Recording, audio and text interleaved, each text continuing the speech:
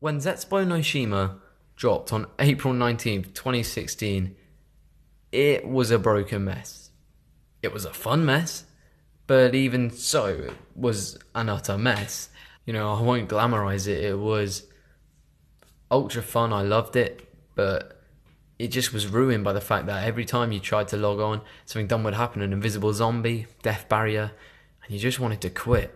Especially when the Easter egg steps were so convolutedly laid out on YouTube in such a mess that was completely proven to not be the right way. This was a surprise to us, especially after the clinical delivery of both Shadows of Evil and the Eisendrache in the leading up months. Now, almost 2.5 years on, we finally know both why and how this is going to be brilliant news for Black Ops 4 Zombies. Sounds crazy, but let me explain. See, Zetsubou no Shima was the first ever map developed on the Black Ops 4 engine. And what do we know about Zetsubou no Shima? Well, aside from the glitches, it was probably the map with the most Easter eggs, what with the spider boss fight, what with the spider bait, what with the friendly thrasher, what with the main Easter egg, which was a pretty damn good Easter egg and a really good cutscene. It also had the most new concepts. We had Godzilla in the background at round 50. We had the plants. Sure, it wasn't a system that worked so great, but it was something. It was really nice innovation. We had swimming. Swimming was awesome. I really enjoyed that. And they were holding back. They've stated that they were holding back on this map because they knew there was going to be issues. And they didn't realize how bad they'd be, because when they ported it to the old engine for Black Ops 3, they realized it was way too advanced. It was causing all sorts of development issues that they just weren't ready for. You see, that kind of meant that they had to tone it down for later DLCs. I absolutely loved Gorod Krovi, don't get me wrong, it's a beautiful map, it's got a beautiful story, but it does feel a little bit underwhelming compared to the complexity of the map that came before it. Additionally, if we look at Revelations, it just feels like it was a really cool concept that couldn't go wrong, and it didn't go wrong.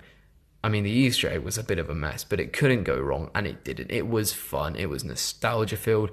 It was great, but you knew that it was always going to be that, and it was probably one of the worst executions of the fact that it was always going to go right. It could have been done so much better, and it just wasn't all there, because I genuinely believe they were holding back on making a grand and complex map.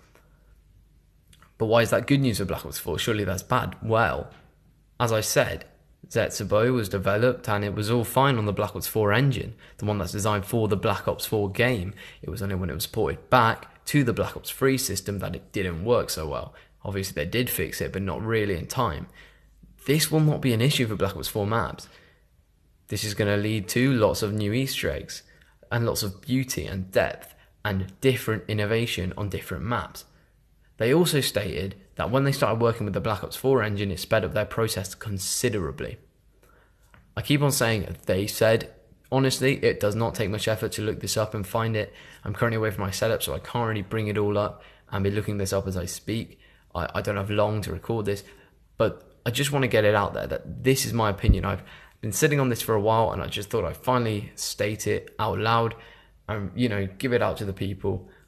But that's basically why Zetsubou is making me more hyped for Black Ops 4, even though it was not quite the best delivering map, maybe compared to the Eisendrache, for example, or even Shadows of Evil, which, let's not lie, it's a bit underrated and a bit of a beauty.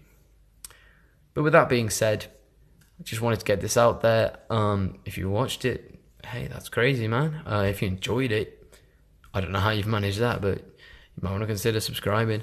I'm going to have one up about Shadows of Evil and how that actually makes me more hyped for the Chaos storyline, because basically, in my opinion, Shadows of Evil, they saw the success, they thought, okay, we could just about introduce a new crew.